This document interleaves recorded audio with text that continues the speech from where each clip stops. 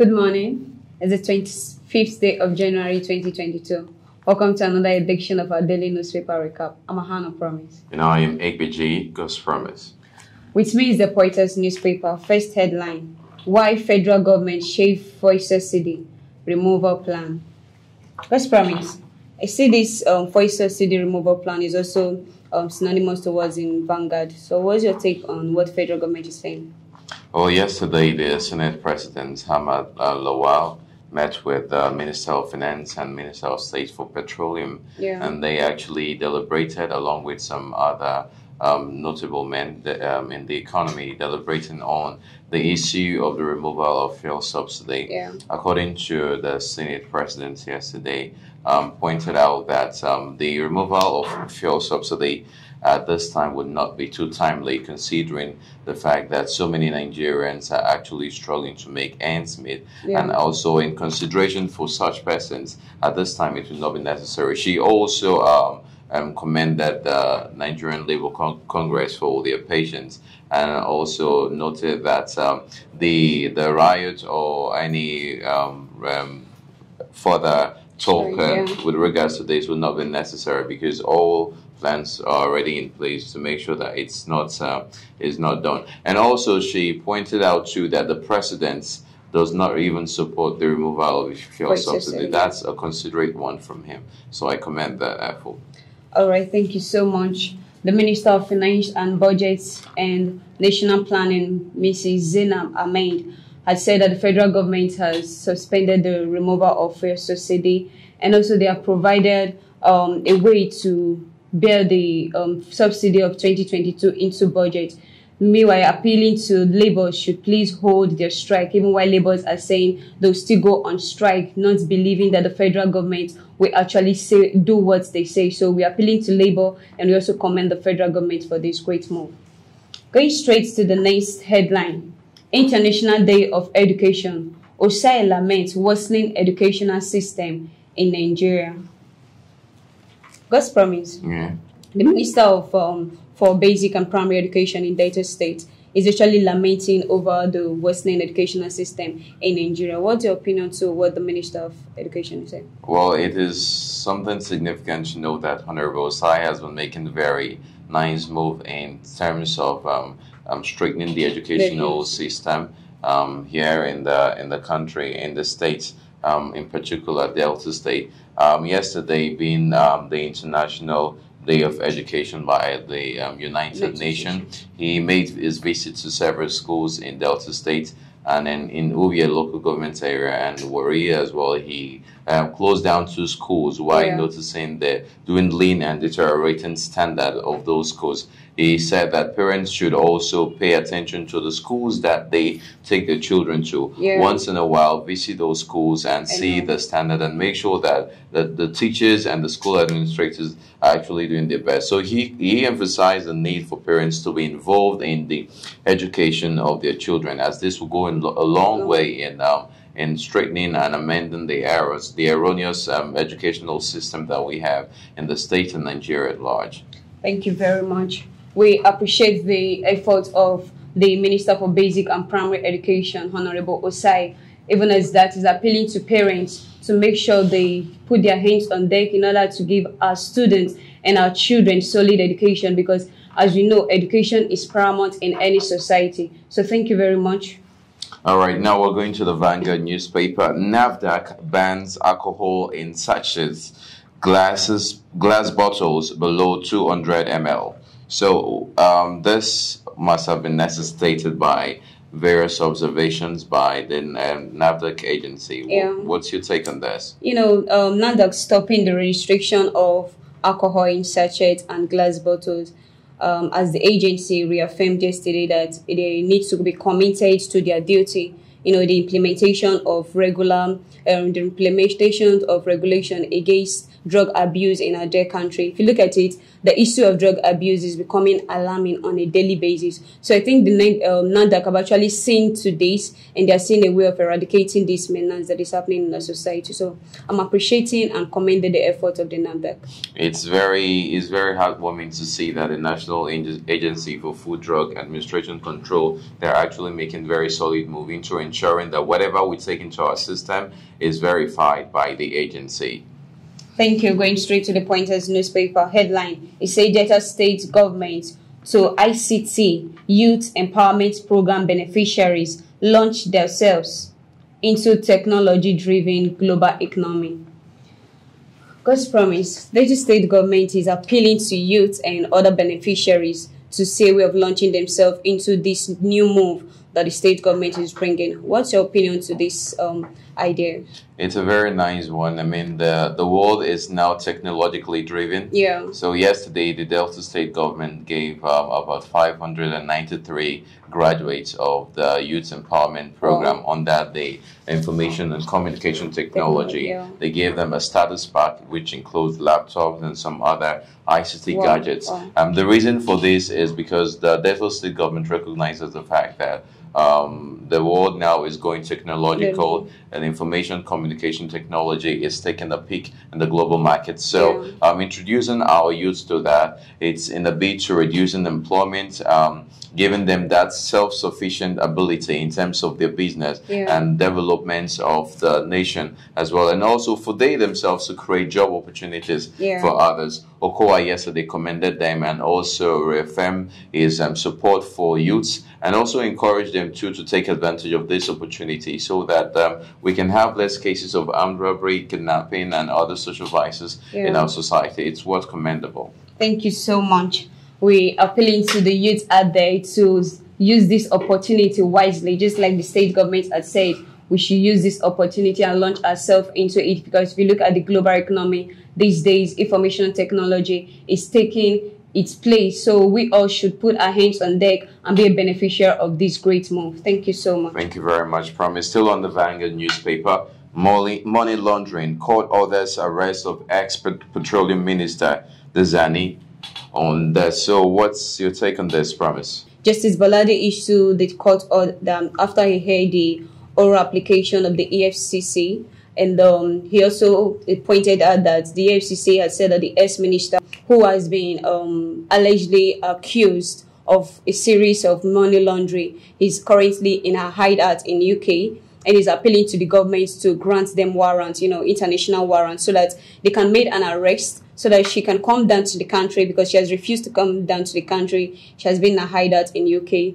Making these warrants international based can help the EFCC connect to international policemen in order for them to reach out to Dezine and arrest her, so that she can actually come to face the allegation that is placed on her, instead of hiding out wherever she is in UK now. So I'm also saying that the EFCC actually doing their best in order to cope a lot of financial crisis in our country. So the government should grant their request and bring this to justice. Thank you very much. Money laundering is a major failure and a major crime in international and local law. So those who are guilty must be punished duly. Delta State begins public hearing on Salvation Ministry collapse. God's promise, we'll be talking about this collapse of Salvation Ministry along Okpana Road, Delta State. And it has been brought to the public hearing about the building. What's your idea on this? It's very important. The public hearing is important. Yeah.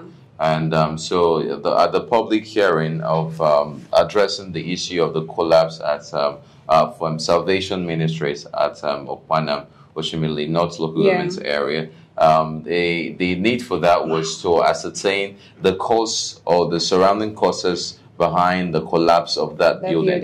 It was found out that many contractors don't use quality materials, and we also have unprofessional supervisors taking the supervision aspect of this project. It was emphasized that if a project is to be supervised, it is imperative, it is necessary to use those who are professionals in that area, so we can prevent issues like this. We want to also appeal to contractors out there. When giving projects, it's imperative that they use quality materials, they use professionals in handling this project, because property is what millions of naira can be lost, but most importantly, lives of individuals. Thank you so much. We use this medium to appeal to engineers and all surveyors out there to use the proper proper materials when constructing a particular building. Life matters. Thank you so much. Yeah, on the Vanguard newspaper 2021 UTME stroke direct entry JAM. JAM refunds 4,000 to candidates with incomplete registration. We can see that the Joint Admission Matriculation Board actually refunds 4,000 naira to candidates who did not complete their registration process. Well, what details do you have on this? Actually, basically, late enrollment is not the fault of the board because they extended the registration time twice so that people that have not registered will be able to register in that period of time. Also, if you look at it, they appeal to those candidates who enrolled late and were unable to carry out their registration properly to visit the site in order to fill a refund form so that they can get their 4,000 naira draft. So I think the board actually doing their best. It's not all agencies that will do a refund even after, this is not my fault. It's actually your fault. So it's not all agencies that will do that. So I commend the effort of the UTME board. That's a considerate one from the Joint Admission Matriculation Board for the refunds of 4,000 naira to candidates that are yet to complete their registration process.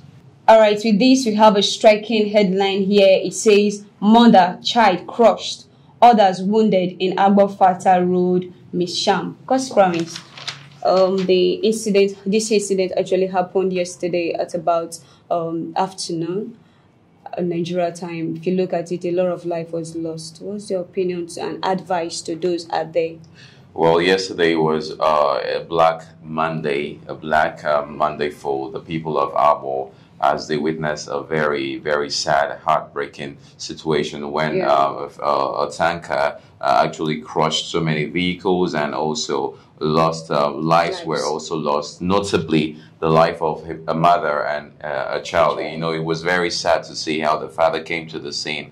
I mean, there was sorrow in the air. We also want to thank our security agencies for putting in effort into coddling the situation. I mean, the road safety officials were there, the police were there, even the Nigerian army were also there. So it's a very sad one. We want to use this opportunity to appeal to the government. Let's see how we can provide more roads, especially for these long vehicles, so that situations like this can be prevented. It was indeed a very sad one. We want to pass out our heartfelt condolences to the families of those who were lost and also to those who were injured. We pray that the government support those in the hospitals. On this case, it's indeed a very heartbreaking one. Thank you so much. Indeed, it was a heartbreaking news. We say may the souls of those that lost their life rest in perfect peace. Thank you. All right, with this, we've come to the end of the first segment of our daily newspaper recap. We'll take a short break and be with you shortly. Don't go away.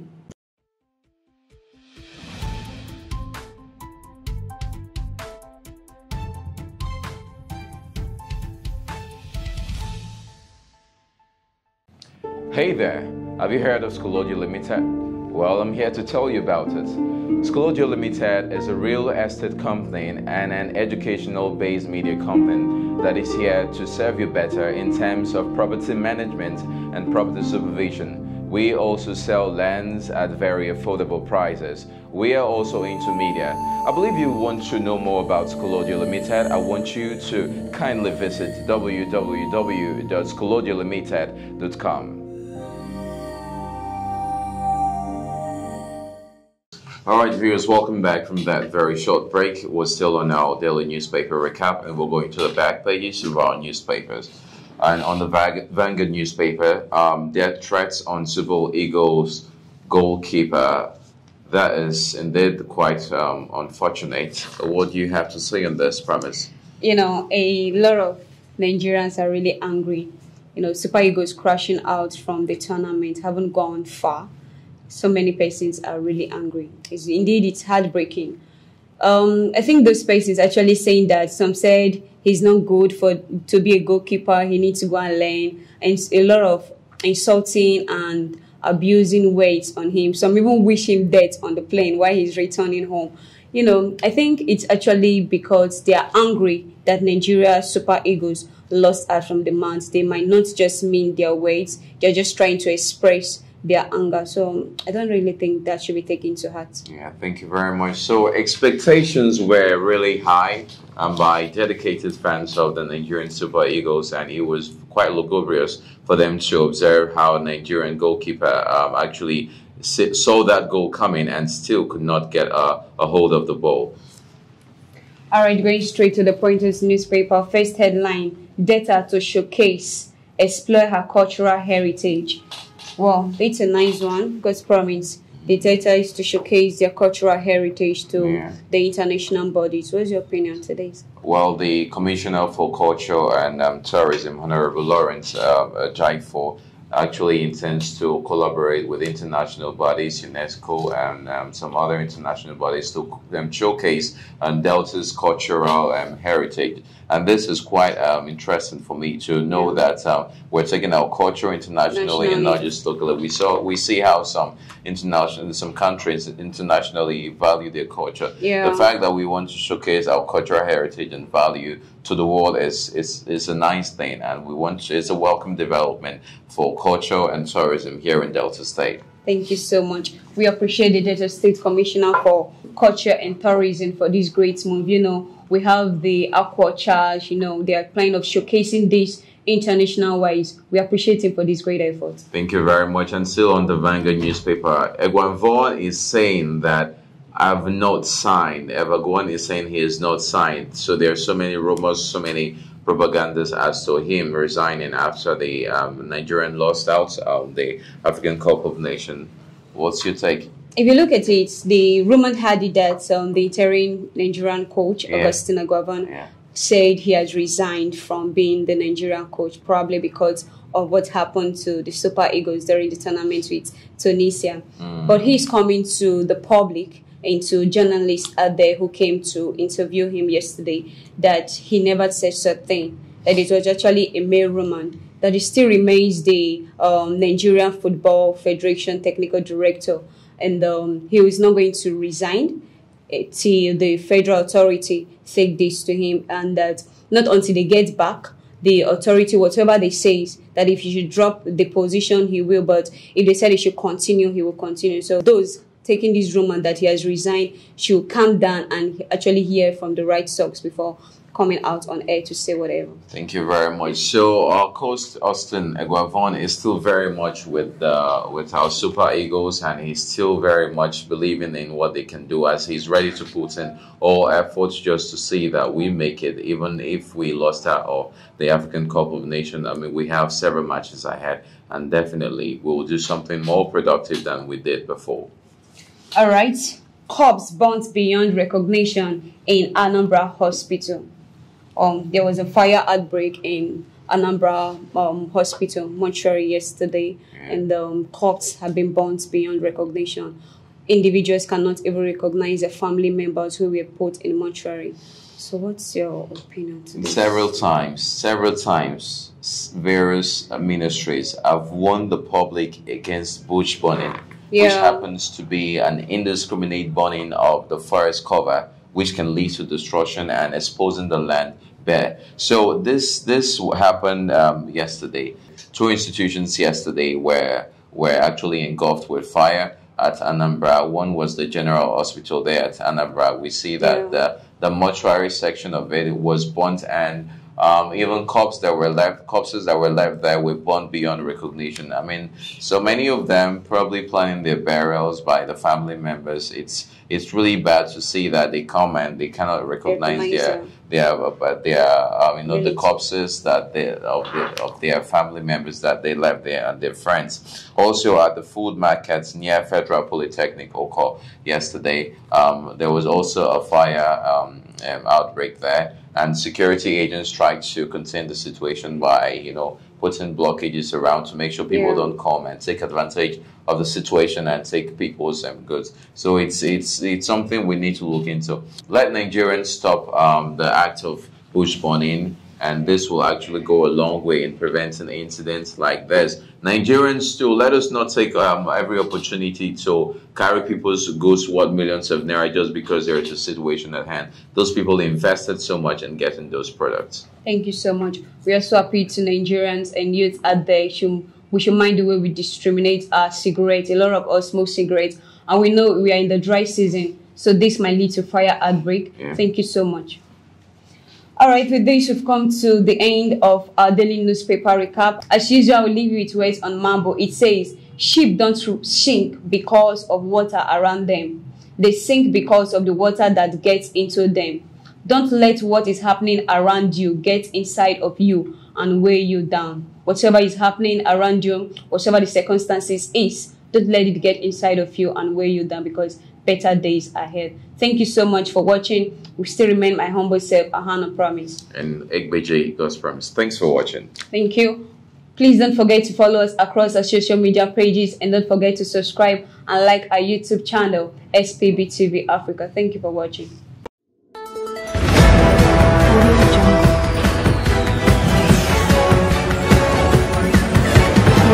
SPB TV, sharing educative and reliable news.